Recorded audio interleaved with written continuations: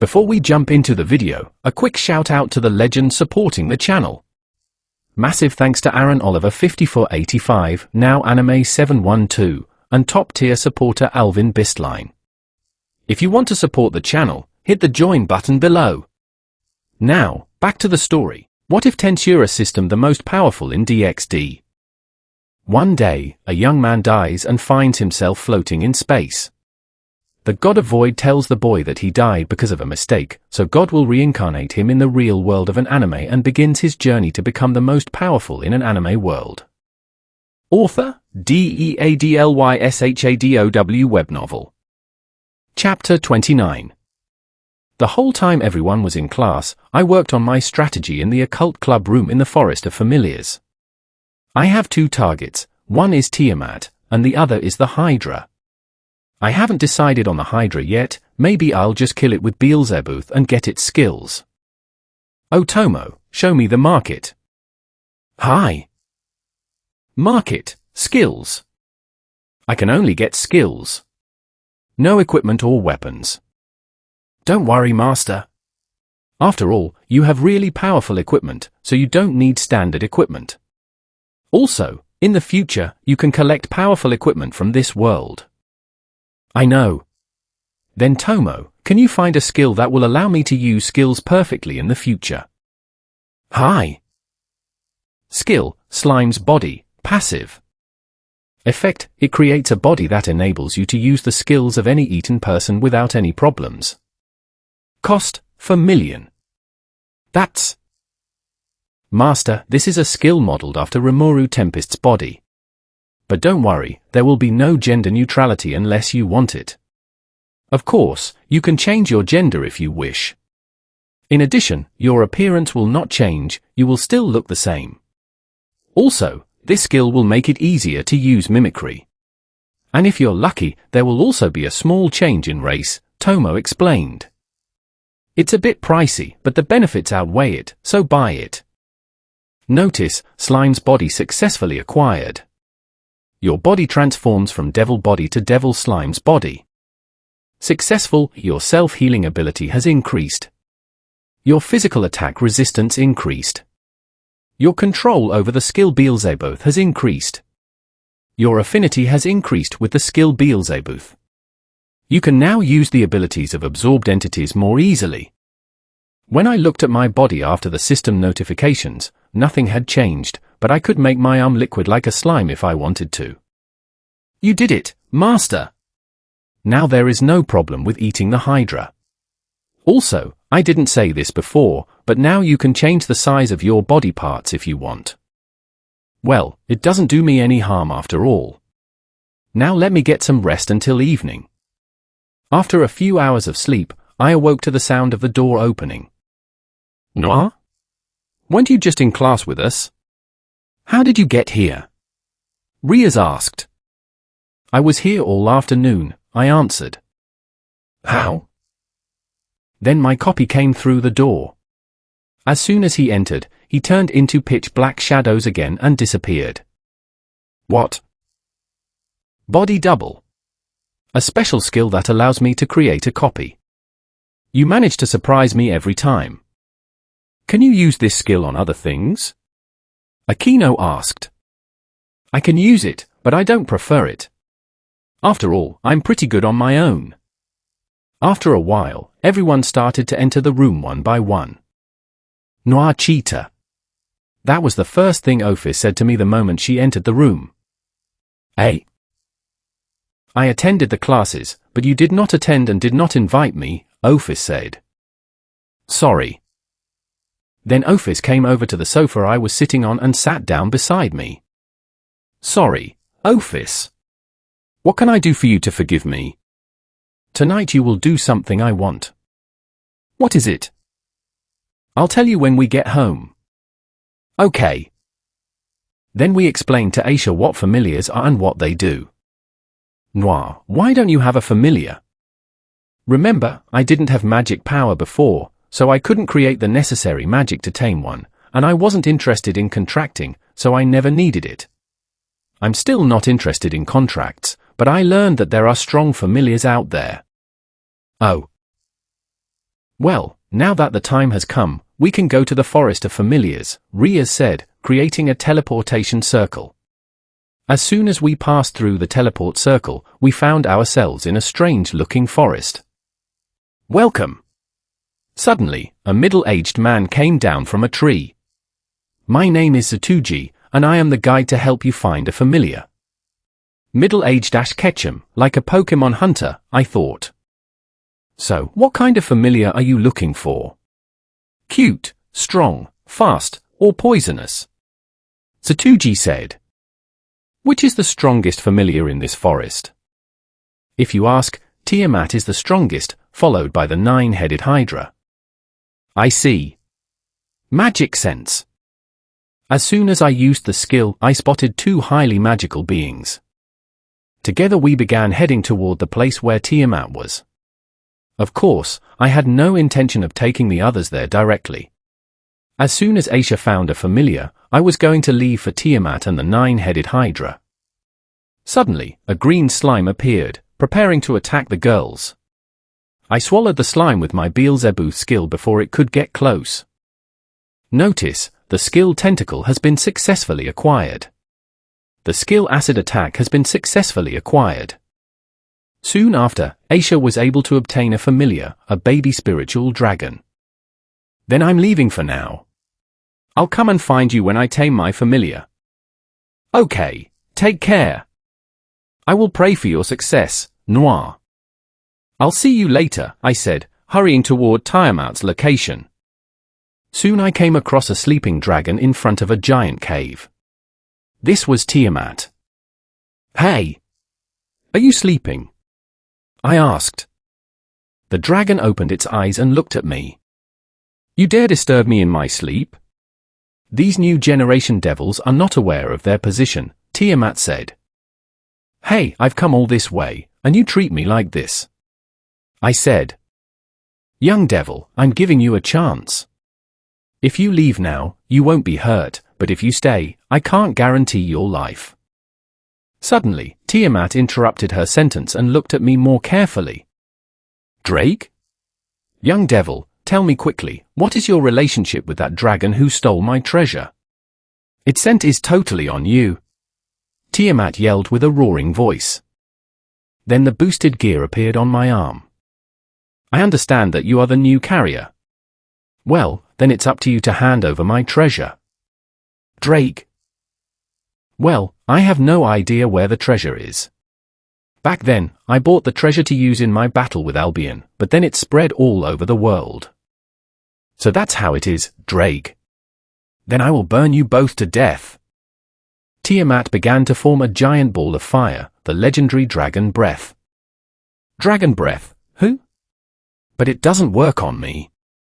Swallow it all, Beelzebub. The Dragon Breath coming toward me was absorbed by Beelzebub. Notice, the skill Dragon Breath is successfully acquired. Then Tiamat, how about a bet? I said. A bet? Yes. If I win, you will be my familiar. If you win, I will find your treasure. Interesting. Okay, I accept. Then let's begin, Tiamat. Wrathful King, Satanar L. Chapter 30. Explosions echoed through the forest as Tiamat threw fireballs at me, setting several trees ablaze and blasting dozens of craters into the ground. Thanks to Wrathful King Satanarel, my physical abilities were so high that none of her attacks could land a direct hit. Black Lightning. A giant black lightning bolt hit Tiamat's dragon body, creating a massive shockwave. But to no avail, Tiamat's scales where the lightning struck only darkened slightly. Is that all you have? This thing could only tickle me, Tiamat mocked. Black Flame. This time, a giant black flame formed in my hands. When it grew big enough, I hurled it at full power at Tiamat. The entire front of the cave was covered in dark flames, but then the giant dragon figure of Tiamat reappeared, uninjured. Dragon scales are really durable. Nothing less would be expected from the defensive traits of dragons. What happened, young devil? Were you trying to warm me up? You asked for this. Try not to die, and if you do, don't blame me. Stardust energy. Blue balls of light began to form between the palms of my hands. The orbs gathered into a larger sphere, emitting a blinding light as it reached the size of a tennis ball. What is that energy? I've never seen this kind of power. Tiamat was genuinely surprised. This is my first time using this, so I can't fully control it. Try to survive. Drago Buster. As soon as I released the energy, it broke into several small projectiles, some hitting Tiamat and others blasting the upper reaches of the cave. The surroundings became completely obscured by thick dust. After a while, the dust began to dissipate, revealing Tiamat's body lying in the cave's ruins. I hope she's not dead. I immediately approached Tiamat and asked Tomo to examine her. Master, Tiamat's condition is critical. The debris didn't do much damage, but Drago Buster hit very vulnerable areas. Also, as a devil, you have no healing skills for others. My suggestion is to implement Plan B, Tomo explained. Fine. Swallow it all, Beelzebub. I absorbed Tiamat's body. Notice, Skill Dragon Scales successfully acquired. Skill Dragon Transformation successfully acquired. Skill Dragon Eye successfully acquired. Devil Slime's body adapts to dragon blood and evolves into Devil Dragon Slime body. Chaos Resistance successfully acquired. Karma Resistance successfully acquired. Chaos and Karma Resistance combined. Chaos and Karma's Blessing successfully acquired. Tomo, put the plan in motion. Create a copy of my body using Tiamat's body and blood. Make the copy female, analyze Tiamat's soul, and calibrate the body accordingly. Hi, Master. Processing. Finished, Master. Alright then, use my body double skill and let's get started. Dark energy began to form right in front of me again, and when the dark smoke lifted, a woman who looked like a female version of me was standing there. Tiamat's soul began to take shape and was directed into the replica body. Notice, soul corridor between Master and the individual named Tiamat confirmed. Immediately after, the copy body began to change. Her black hair turned blue and grew longer. Her eyes turned dark blue, and horns began to grow from her head. A blue aura enveloped her body as the transformation finalized. As the aura disappeared, Tiamat's eyes slowly opened. What happened? Tiamat asked. Hello, Lady Dragon. You lost. Tiamat was initially agitated and unleashed a few fireballs around the cave, but after calming down, we talked, and she accepted me as her master. Since her body was rebuilt from scratch and her true soul resided within my system framework, Tiamat's full loyalty was directed toward me. Notice, congratulations! The ultimate skill Chaos Karma Dragon Tiamat has been successfully acquired. Tomo mentioned that she used a small piece of Tiamat's soul power to strengthen my own soul. Master, what was that skill you used against me? I've never seen anything like it, and something tells me you haven't used its full power, Tiamat asked. Its name is Stardust Energy. It's a form of energy that does not require mana or demonic power. It's highly destructive and difficult to control. Tomo, do you think Tiamat can use Stardust Energy? Master, since Tiamat's true soul is linked to you, you can share it via food chain. Okay, thanks. Tiamat, I can give you this skill if you want. Really? Tiamat stared at me with wide eyes. I placed my hand on Tiamat's head. Her cheeks immediately turned red. You are quite cute for a dragon, I said. I am not. Food chain. I shared the Stardust Energy skill with Tiamat. This power is incredible. Where did you acquire this skill, Master? I created it through a skill derived from a blessing given by Ophis. Did Ophis give you her blessing? Yep. Amazing. Well, I received the blessing of chaos and karma from you as well. Really? This man is extraordinary, Tiamat thought. He holds the blessings of 2 major dragon entities and is only 18 years old. He will surely shake the entire supernatural world in the future. Until then, I must protect him. So Master, where are we going now? Tiamat asked. To where the Hydra is. Why? Because there's an important skill I need to acquire from it. That Hydra is dangerous, Tiamat thought. Its poison and rapid regeneration make it a deadly creature.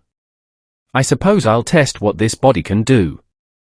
After a short walk, we arrived at the Hydra's lair. Contrary to expectations, this Hydra was much larger and stronger than normal. All 9 of its heads were distinct colors. Tomo, can you scan it? Scanning. Master, this Hydra has evolved. Each head wields a different elemental attribute, red for fire, blue for water, yellow for lightning, white for light, black for darkness, brown for earth, green for wind, purple for poison, and grey for non-elemental magic. Sounds dangerous. Yes, Master. No pain, no gain, I muttered. Chapter 31. After all, if there is no risk, there is no reward. The higher the risk, the greater the reward. Noir, do you really want to continue? This Hydra seems to exceed your initial estimates, Tiamat noted. Of course I will continue. When fighting you, I held back because I was trying not to kill you. This time, I'm going all out, Noir said with a smirk. You were holding back against me? You still have unused cards? Tiamat asked in surprise. Yep. Noir, how about a bet? A bet? You lost the last one, remember? I know, but this time I'm going to win. If you beat this Hydra in under 10 minutes without my help, you win. But if you can't beat it within 10 minutes, you must grant one request of mine.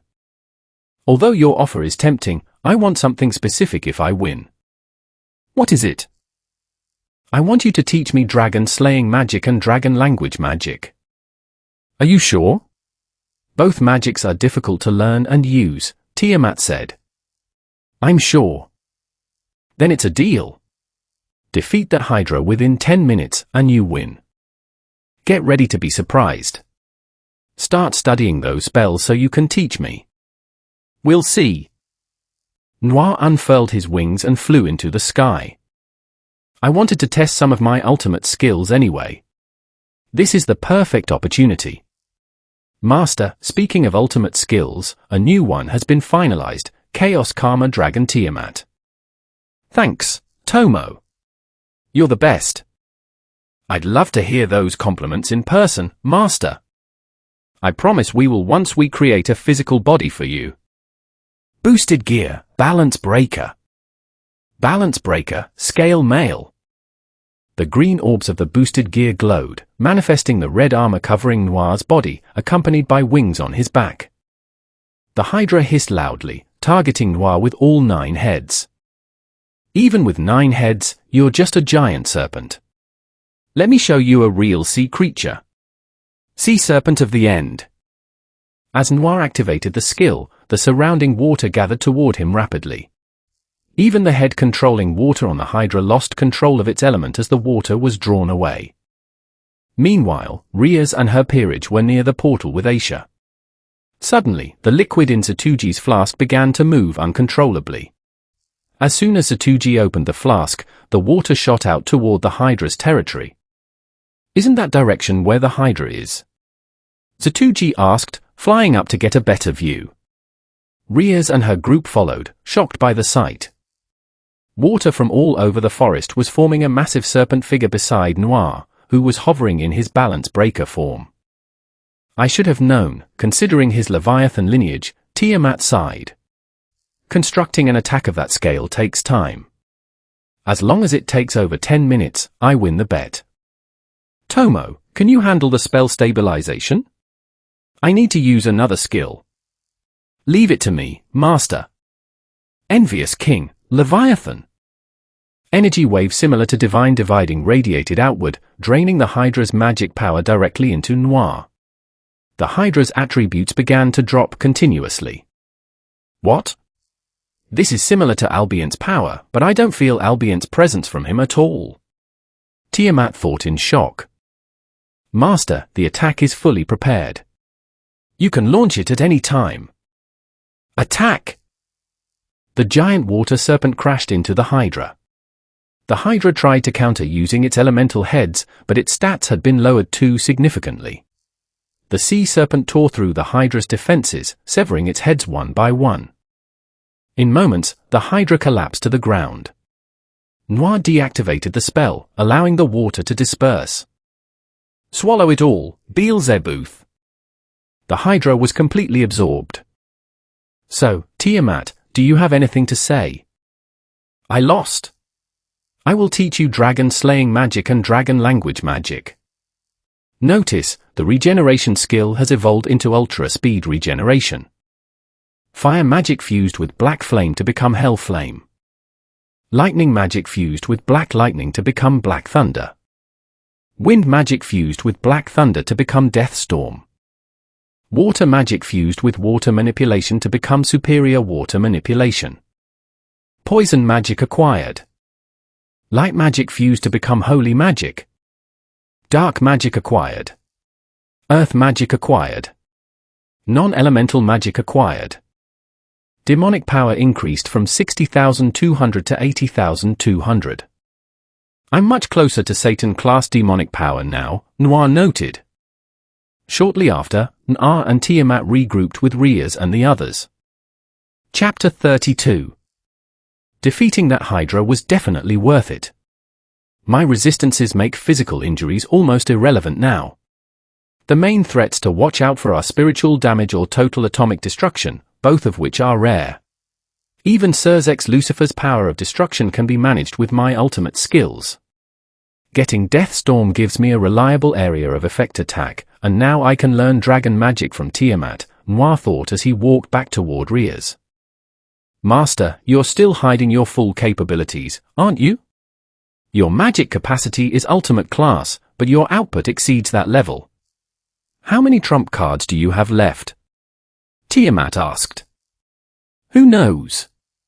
I'm just getting started. You can tell me. I won't leak your secrets.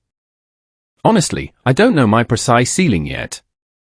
Name a powerful figure, and I'll tell you if I can match them. Great Red. You went straight for the top. With my current strength, I would lose. Ophis. I'd likely lose as well. Dealing with her core concept of infinity is too complex right now. Cersei's Lucifer. In a fight to the death, I would win. In a casual spar, it would end in a draw. So you're stronger than Cersei. If fighting seriously, yes. Good. It's reassuring to know my master can surpass the four Satan kings, Tiamat said. Why? As you're familiar, it's a matter of pride. My current power is just a setup for where I plan to be later. Tiamat looked at Noir with clear respect. If my master aims that high, I need to make sure I grow stronger as well to support him. They reached the portal site where Riaz and her peerage were waiting. Noir. Riaz rushed forward, grabbing Noir by the arms. Did you see that massive construct? Are you all right? Are you injured? Do you know where that giant water serpent came from? That looked like a Leviathan clan technique. Is there an unrecorded Leviathan noble nearby? We might need to inform my brother. Riaz, calm down for a second. Right, sorry. To answer your questions, I saw it, I'm fine, I'm not injured, I know where it came from, and there isn't another Leviathan here. Then how did it happen? I cast it. You did? Yes. My master is telling the truth, Tiamat added, stepping forward. Who are you? Riaz asked. My name is Tiamat. I am Noir's familiar. Tiamat. Everyone except Aisha gasped in surprise. Aisha simply looked confused, not recognizing the name. After introductions were made, the group used the magic circle to return to the Occult Research Club room. Just as Noir thought the topic was closed, Riaz spoke up. Noir, I contacted Sona. I think we need a proper explanation regarding that Leviathan spell. Fine. A teleportation circle appeared, and Sona Citri arrived alongside her queen, Tsubaki Shinra. Welcome, Sona, Ria said. Now that everyone is here, I'd like to hear what happened, Sona stated. This is Tiamat, the Chaos and Karma Dragon. She is my familiar now. That covers the main event, so we can head home, Noir said. Wait a moment. How did you tame Tiamat, and how did you cast a high-level Leviathan water spell? Sona asked. I defeated Tiamat in combat, and she agreed to the contract. The Sea Serpent was a spell unlocked through my personal skill development. We can discuss the technical details later. Tiamat needs to settle in. Noir created a magic circle and teleported himself and Tiamat near their residence, stopping a short distance away to talk privately. You look like you have questions, Noir said. Is that girl, Sona, from the Citri line? Tiamat asked. Yes. Then why do you address each other as siblings if your registered name is Leviathan? It's a long story. My biological father is the head of the Bale clan, and my mother is Lord Citri's sister. Because my magical power was completely dormant at birth, my biological parents considered me power deficient and handed me over to the Citri family. Lord Citri didn't want a powerless child listed in the main house, but Sairfall Leviathan stepped in, took responsibility for me, and gave me the Leviathan surname so I wouldn't be bound to the Citri house structure. I remained hidden from high society, which is why only a few individuals, like the Satan Kings, know my origin. They set you aside because they assumed you were weak.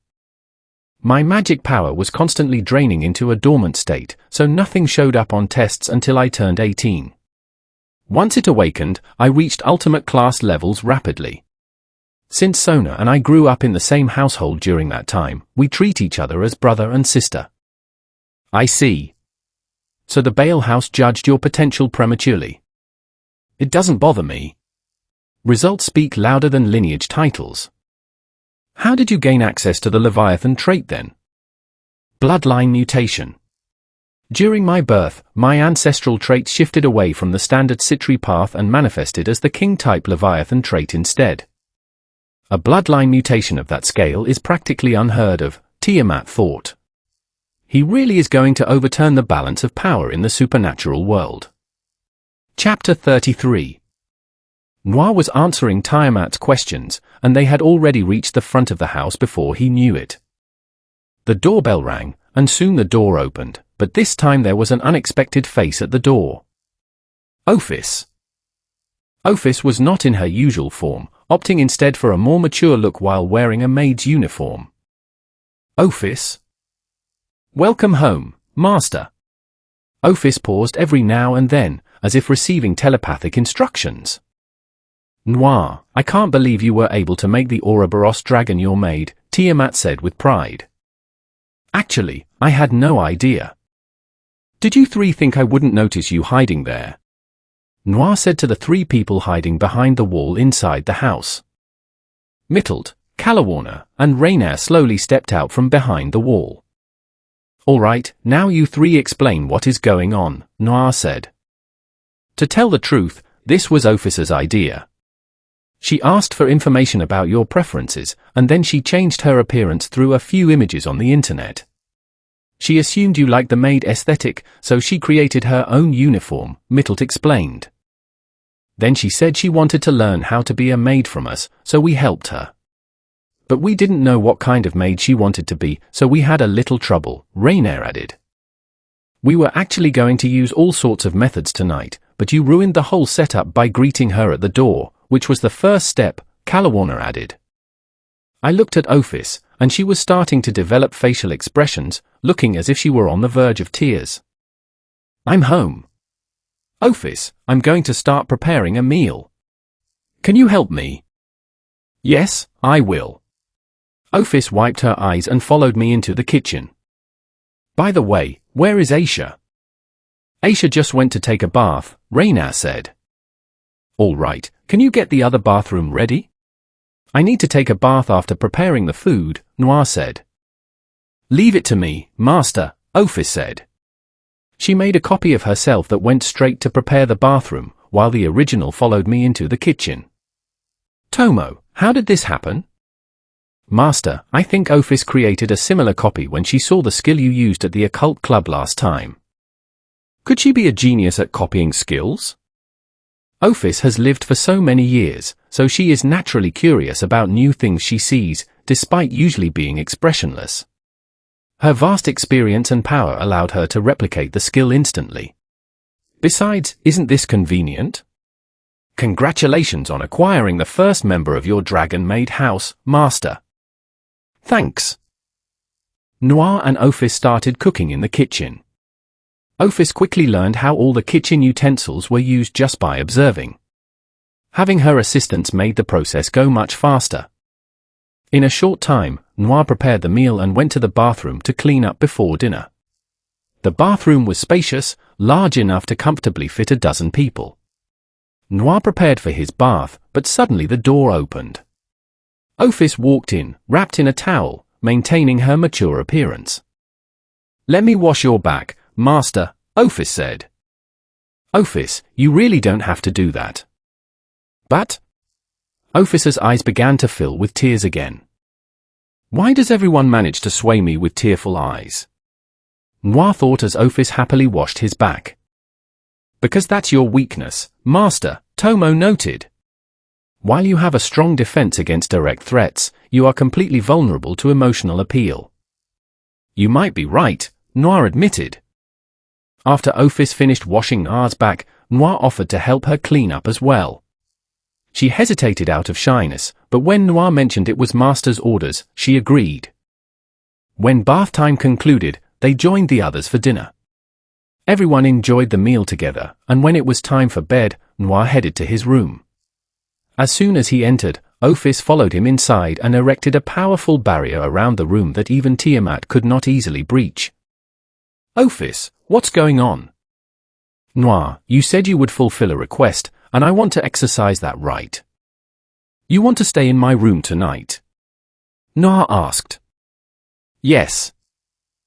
Okay, you can. You didn't need to use your favor for this, you could just ask. This is better. Noir notified the others telepathically. Ophis sat on the bed, leaned forward toward Noir, and kissed him on the lips. Noir was startled by the sudden action, but Ophis held him firmly. Even though Noir was at the peak of the ultimate class, Ophis possessed the strength of the dragon god, making it impossible for him to pull away easily.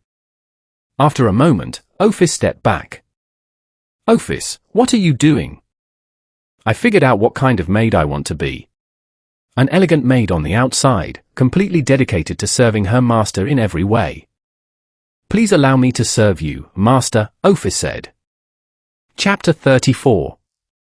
Suddenly, Ophis's stomach growled loudly, and her face turned completely red. It's endearing when she reacts like that, Noir thought. Noir got up, changed his clothes using magic, and went to the kitchen to prepare a hearty breakfast. He returned with a large tray and served the hungry dragon. By the way, Master, about your past. Can we talk about this later, Ophis? It's not a pleasant story, but I'll tell you one day. Don't worry, Master. You can tell me whenever you are ready. I'll always be here. Thanks. Noir and Ophis cleaned up, after which Noir put on his school uniform and cooked breakfast for the rest of the household. After a pleasant meal, everyone prepared for the day. Noir, Ophis, Aisha, and Rainier headed to school, with Ophis reverting to her smaller form for the outing. When they arrived at school, Noir noticed that Riaz, Akino, and Sona seemed unusually depressed. Tsubaki also appeared to be in a grim mood. Noir decided to approach Sona directly. Sona, is something happening today? Noir, I need your help, Sona said. They had spoken at the exact same time. Chapter 35. Sona began explaining the situation to Noir. So, as I understand it, Riaz's fiancé, Riza, is trying to push the arrangement forward and marry Riaz immediately. Normally he would have to wait until she finishes high school, but he insists on doing it now. He's coming here tomorrow to take Riaz away, Noir summarized. Yes, that's correct, Sona answered. And you want me to help Riaz? Can you? Since this request comes from you, Sona, of course I will. Sona returned to the student council room after finishing her conversation with Noir. She looked pale and shaken. President, did something happen? Did Noir not accept your request? Tsubaki asked upon seeing Sona's expression. No, he agreed. But I almost wish he hadn't. Why? Sona recounted her conversation with Noir to Tsubaki. If he accepted, shouldn't that resolve the problem? Tsubaki asked. The problem is the way Noir smiled when he agreed, Sona explained. The last time I saw that exact smile, he caused a conflict between 3 devil clans using a single letter. The argument made no sense, but they fought for years while Noir watched for entertainment. He has that same look now, so I actually feel bad for Riza. At least he's going to help Riaz, right? He will help, but in his own chaotic way.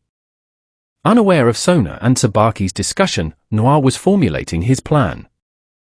Riza is arriving tomorrow. I can't wait to deal with him.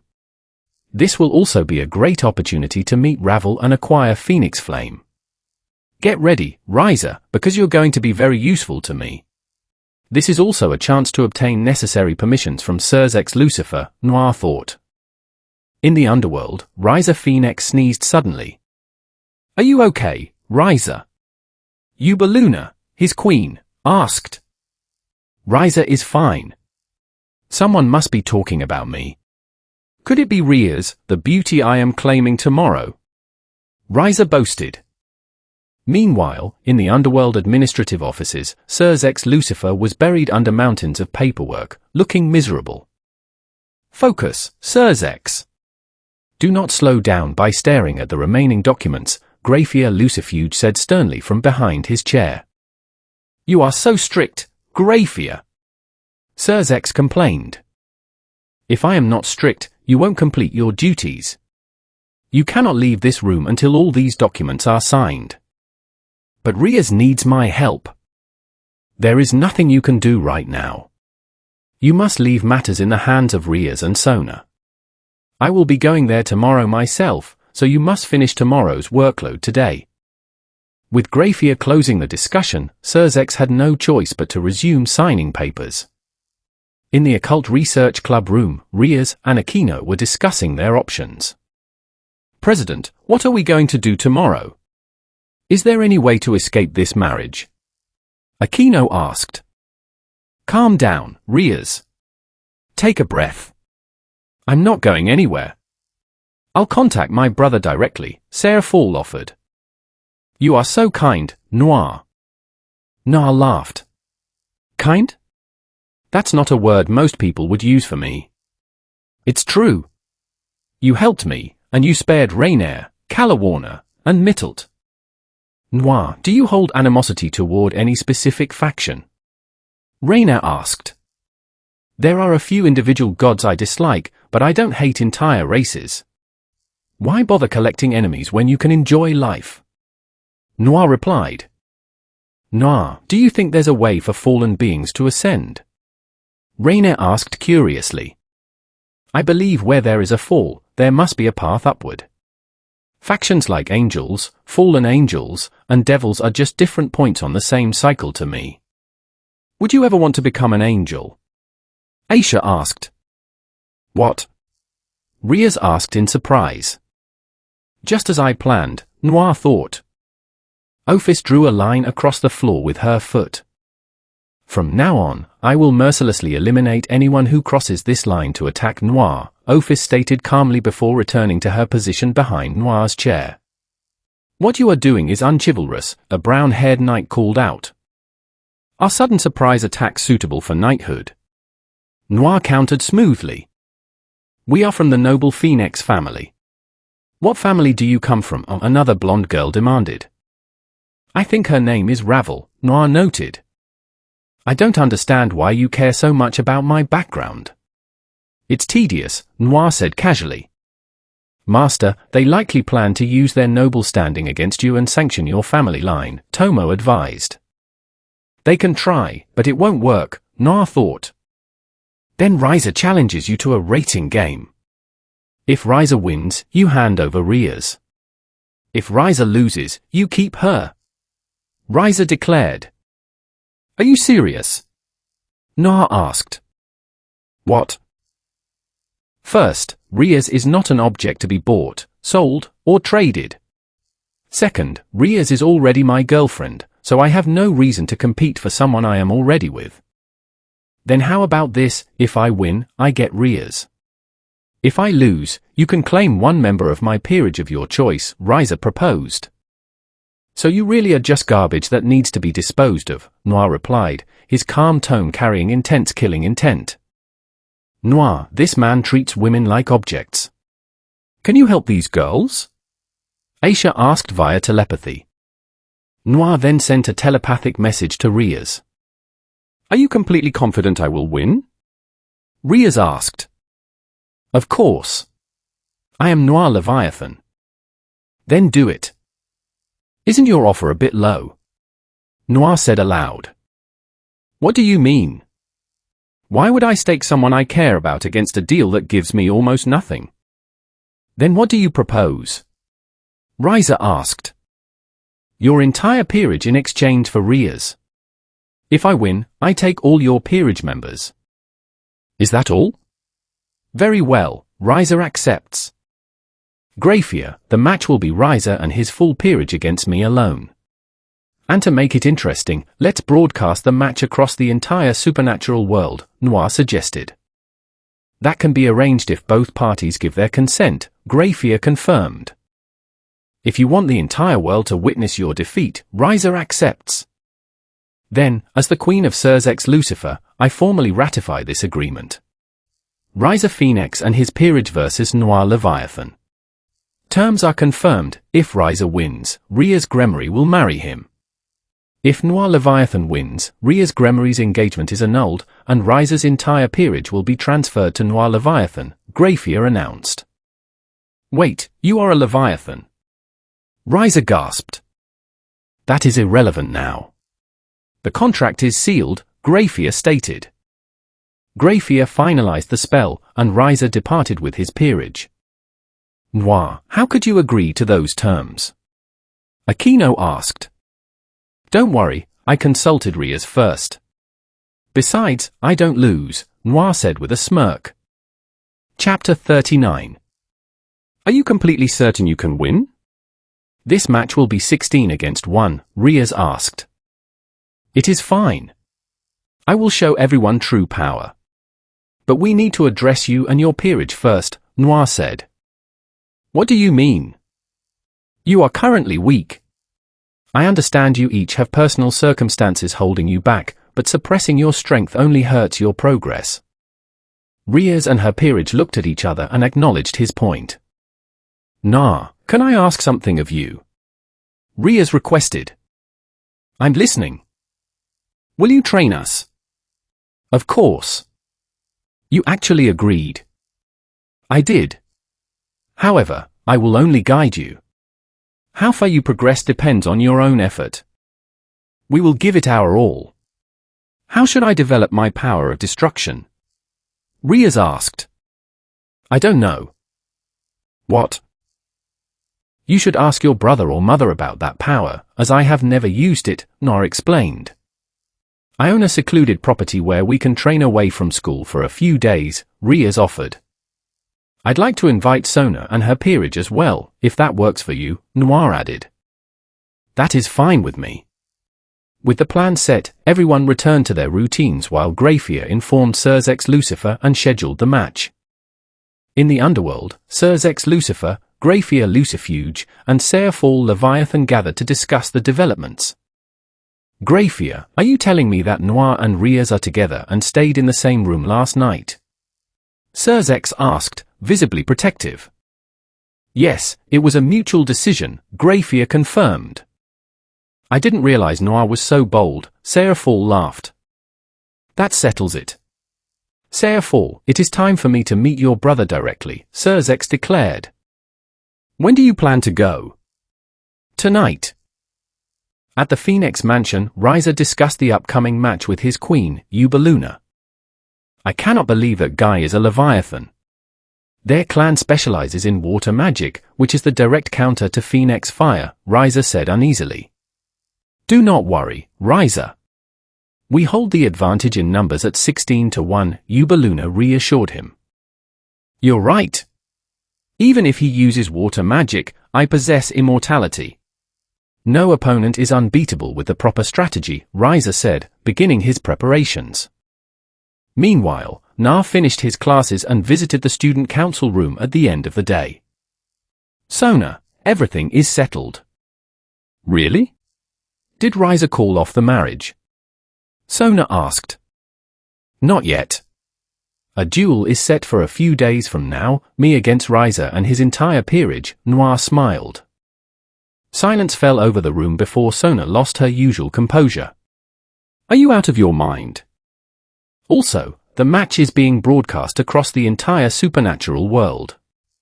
Consider it my official introduction. That is not how you introduce yourself to society. You don't make an entrance by fighting another high clan in a 16-on-1 match. How can you be so relaxed? It's simple enough. I am just fighting Riser and his group, and I have plenty of options available. Sona sighed. You've been seeking excitement ever since you arrived. Can't you take things easy for once? Not a chance. I figured as much.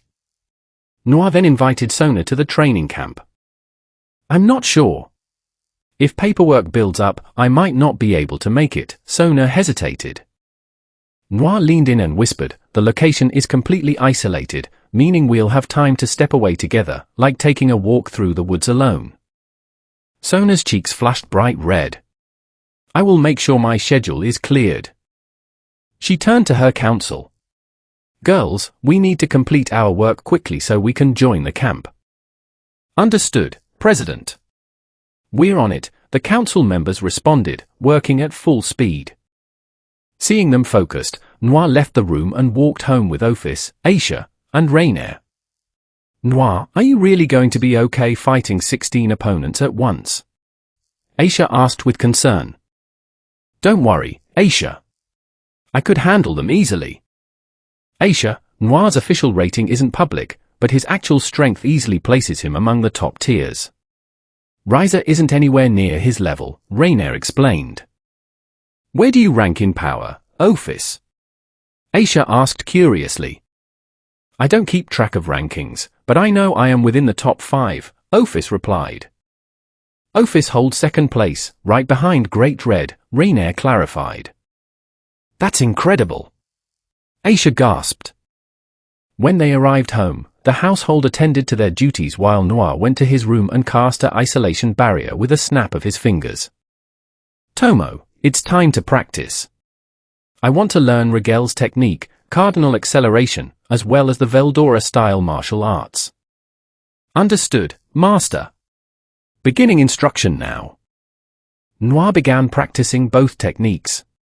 The Veldora style was straightforward and delivered massive impact, while cardinal acceleration required active use of thought acceleration. Thanks to his pain resistance and ultra-speed regeneration, Noir was able to push through the physical strain of light-speed movement and master the technique quickly. Once satisfied with his progress, Noir went to take a shower to freshen up. The doorbell rang, followed by Calawarna's surprised voice echoing from the hallway. Say a fall. Chapter 40. Na finished dressing and walked into the living room to meet his guests. Pardon me for making you wait, I was finishing up my training. It's completely fine, Na. Did you miss your older sister? Sairfall greeted him warmly. We are the ones who arrived unannounced, Serzex noted, eyeing Na intensely. He looks like he wants to incinerate me over the misunderstanding about Riaz, Noir thought. Did you come to deliver the date for the duel? Na asked. Yes. The match is set for 3 days from now, Grafia stated. That gives us enough time for the training camp. Afterward, I plan to travel abroad for a bit. Why? I want to explore new places rather than staying in Kuo continuously, Noir explained. Surzex leaned forward.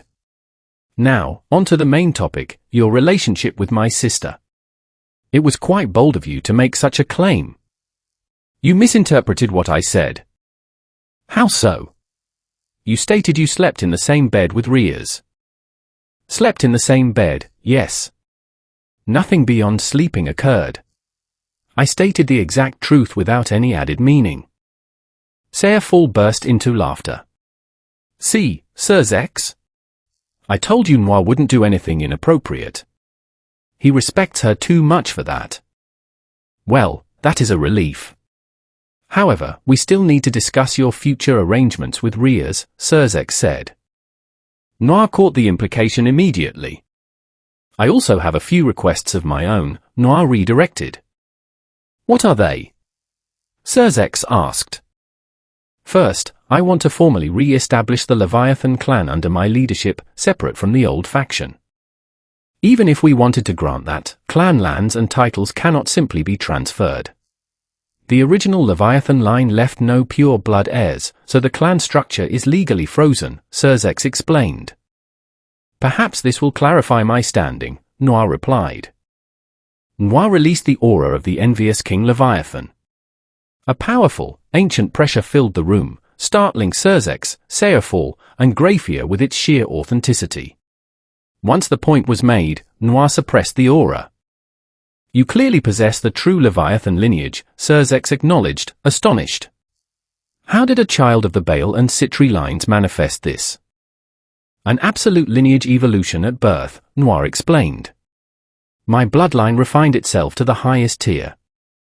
Remarkable. What is your second request? I sensed another Leviathan descendant in the underworld whose power is dormant and unstable. I want custody of her. Surzex realized Noir was referring to Ingvald Leviathan. His sensory range is incredible. Could he truly be connected to the original line? I will provide information on her situation after the duel, though her condition is complex, Surzex stated. My final request concerns human souls currently in the underworld records. I require 10,000 of them. Human souls? Surzex raised his voice, his expression hardening. Soul experimentation is strictly forbidden.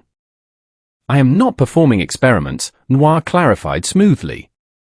Then what are they for? Seafall asked. To trigger a personal evolution, Noir explained. When I defeated an excommunicated exorcist recently, my power absorbed the soul residue, revealing an internal catalyst I call the Demon Lord Seed. It requires 10,000 human souls to awaken fully. The room fell quiet as Surzex, Seafall, and Grafia processed the revelation. If you wish to verify my condition, you can have Odin inspect my magic structure with his sight, Noir added. We will review the matter, but 10,000 human souls is a massive request, Surzex noted. I only require souls of the human race, other races will not work. And I prefer acquiring them through official channels rather than causing conflict, Noir stated. Very well. I will personally oversee the process when the time comes, Surzex agreed. That concludes our business for today. Surzex, Seafall, and Grafia departed shortly after. With the guests gone, Noir gathered everyone in the house into the living room. Is everything all right, Noir? Calawarna asked. It's nothing bad. I've decided to teach you all a useful skill called Magic Sense, Noir announced. Magic Sense. Tiamat repeated. It sounds simple. The application is what makes it valuable, Noir explained. It grants a complete 360-degree perception of your surroundings by processing light and sound waves directly. It eliminates blind spots and allows you to fight even if your vision or hearing is impaired. Is it difficult to learn? Aisha asked nervously. It is straightforward, though it requires processing power. For weaker races, receiving that much sensory information at once can cause mental strain. However, you will all be able to adapt with practice. Noir began guiding them through the technique. Thanks to her natural talent, Ophis mastered the skill instantly, with Tiamat following shortly after. Kalawarna, Mittelt, Rainair, and Aisha acquired it soon after, with Aisha utilizing Twilight Healing to offset any fatigue. Master, Ophis's perception capacity is right on the threshold of evolving magic sense into universal sense, Tomo noted. Ophis, your control of the skill is strong enough to evolve it to the next stage. Would you like to upgrade it? Noir asked. Yes, Ophis agreed. Using a portion of magicule energy provided by Tomo, the skill underwent transformation. Notice. Magic sense has evolved into universal sense for Ophis. The detail is incredible. I can track precise thermal signatures and magic flows instantly, Ophis said, hugging Noir in gratitude. You did well. We'll practice more during the training camp tomorrow, Noir smiled. The group shared dinner together, preparing for the upcoming departure the following morning. Chapter 42. In the morning, Noir gathered everyone, and they took leave from school. Afterwards, just behind the occult clubhouse, Noir's crew, Riaz and her peerage, and Sona and her peerage all gathered together. Okay, is everyone ready? Noir paused.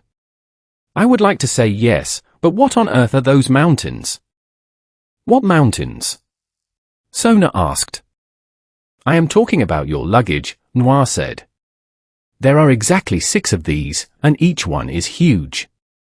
You know we are only going until the weekend, right? This is unnecessary. These are all essential items, Riaz insisted. At that moment, his master's words came to Noir's mind. Noir, if you ever go somewhere with girls, never question their luggage. It is for your own good. All right, but how do you intend to carry them? Noir asked.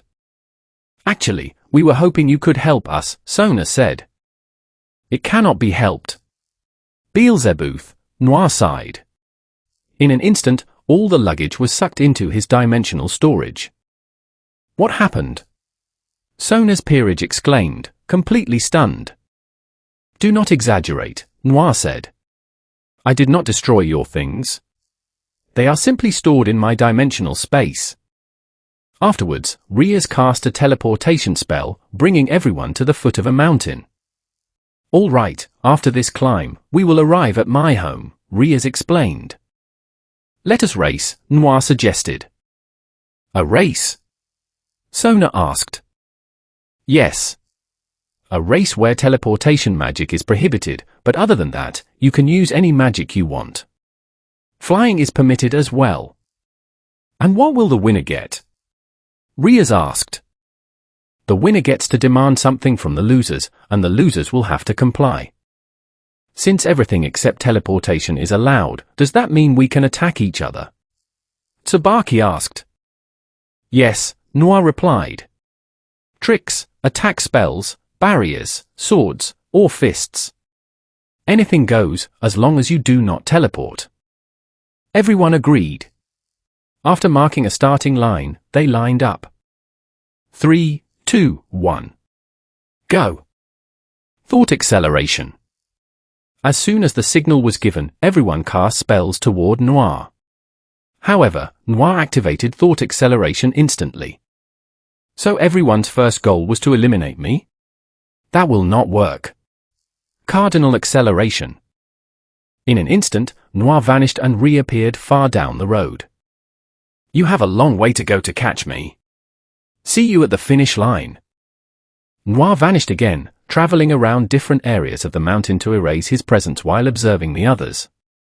After collecting enough data, he moved to the finish line and claimed victory.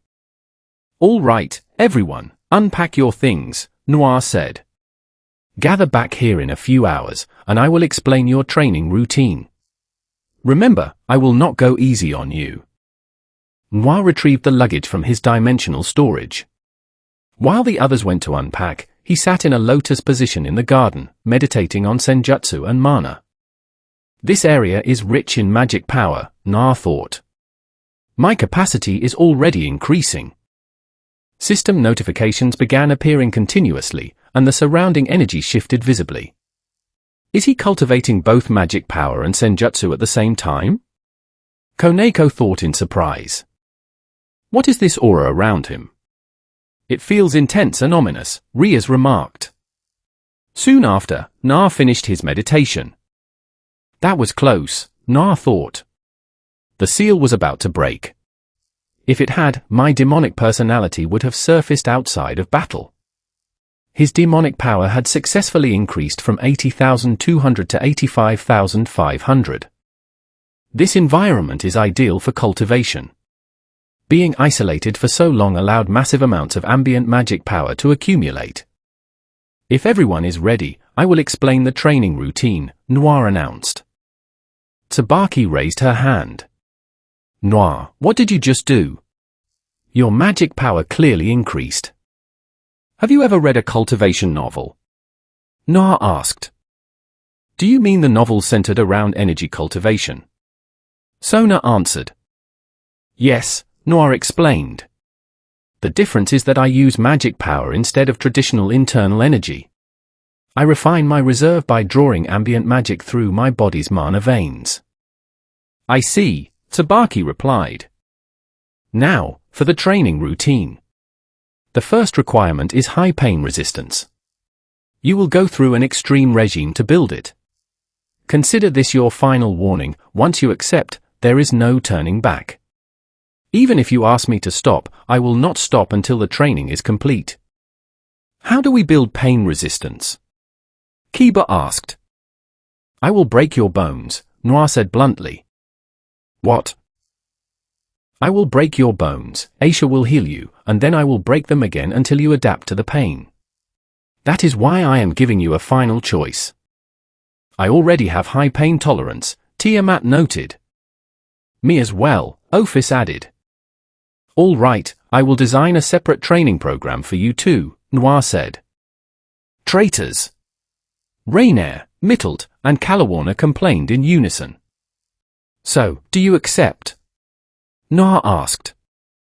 I suppose we have to, Rias said. We agree as well, Sona added. With everyone on board, Noir declared, the training begins now. Chapter 43. Noir began the training by sparring with everyone using a wooden sword. He targeted their openings, striking hard enough to fracture bones, before having Aisha step in to heal them. Following Noir's instructions, Aisha healed them gradually rather than instantly removing the discomfort, forcing their bodies to adapt. After a few hours of endurance conditioning, Noir transitioned them into specialized group sessions. He started with the sword users, Tomo Megui and Yuto Kiba. Both of you are knights, meaning your main attributes are speed and swordplay, Noir explained. First, you must learn to understand your weapon and manifest a sword aura. Sword aura functions differently from standard energy or physical aura. What is the difference? Tomo Megui asked. Let me demonstrate. A calm, blue and yellow aura appeared around Noir, enveloping his body. This is a standard aura. It enhances physical attributes across the board. Noir dispersed the light, replacing it with a sharp, red and black energy field. This is my sword aura. Its appearance varies from person to person.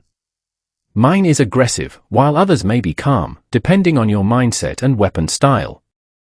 Technically, this is the energy leaked from my first seal, but it serves as a good example, Na thought. What can we achieve with a sword aura? Yuto asked.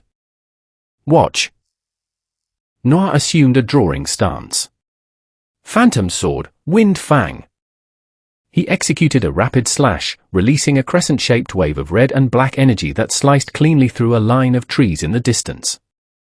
Turning his back to the group so they could not see his eyes shift into their demonic state, Noir instructed, take your swords and enter a meditation posture.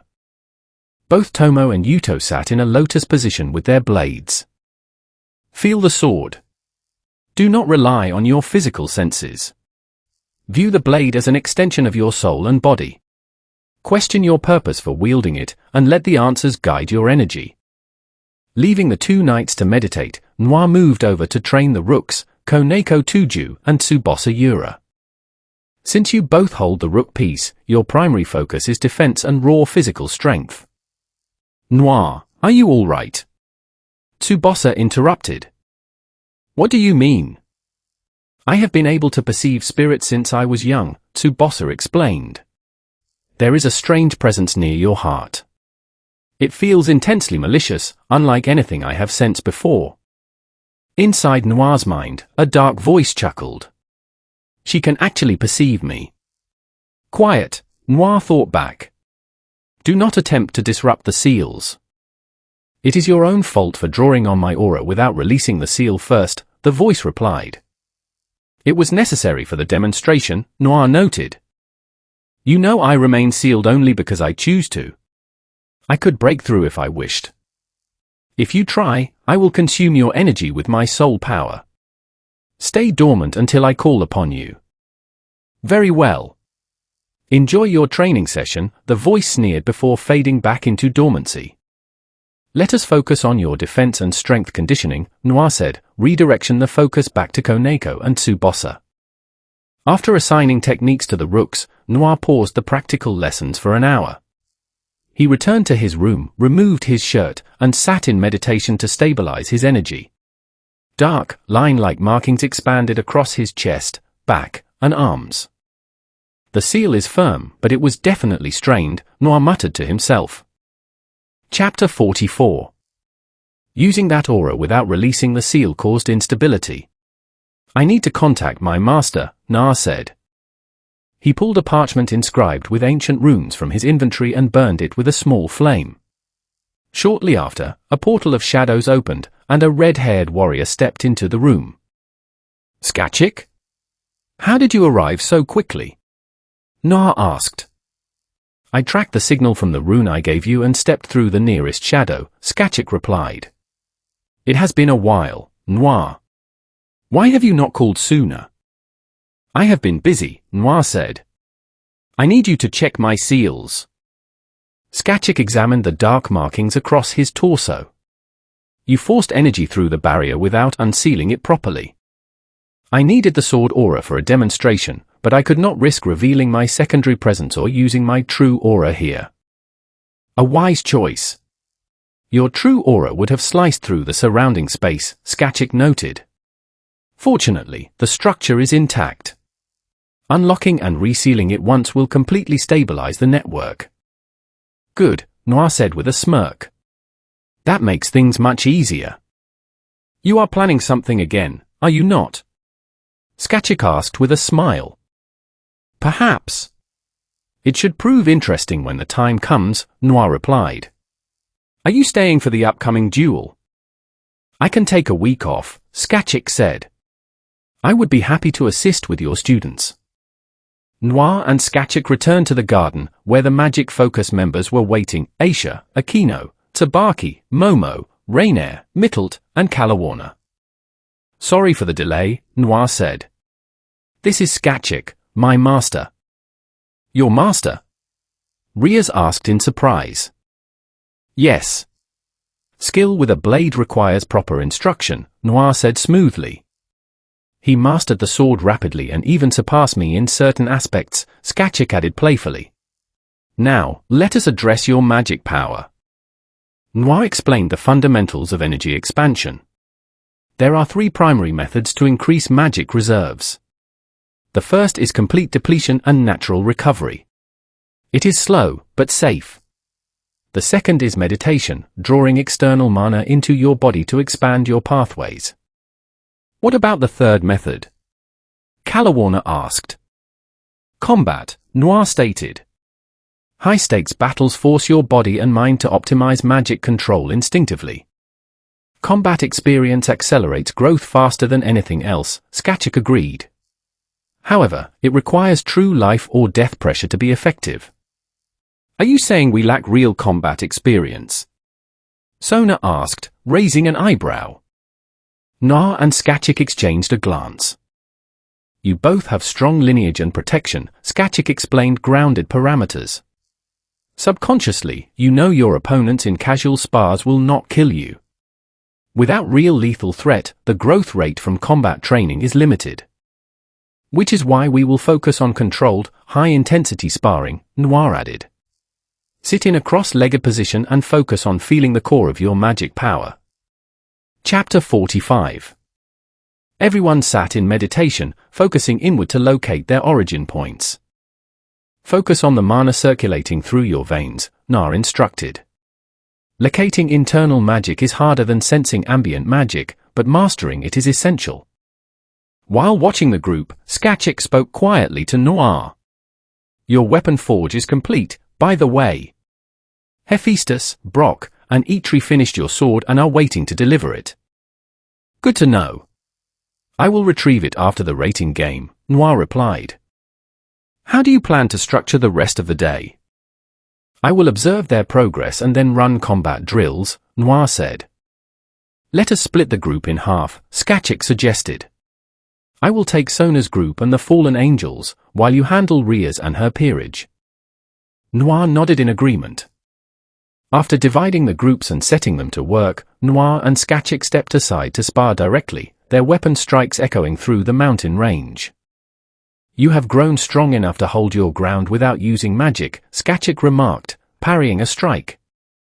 Continuous improvement is the goal, Noir replied. You train as though your life constantly depends on it, Skachik noted, lowering her stance. Why the constant rush for power? Noir looked toward the horizon. I refuse to be helpless again, and I refuse to rely on others for protection. Being strong enough to handle any threat is the only way to ensure safety. Skachik smiled softly. A consistent answer. Now, let us finish this warm-up and get back to the training session.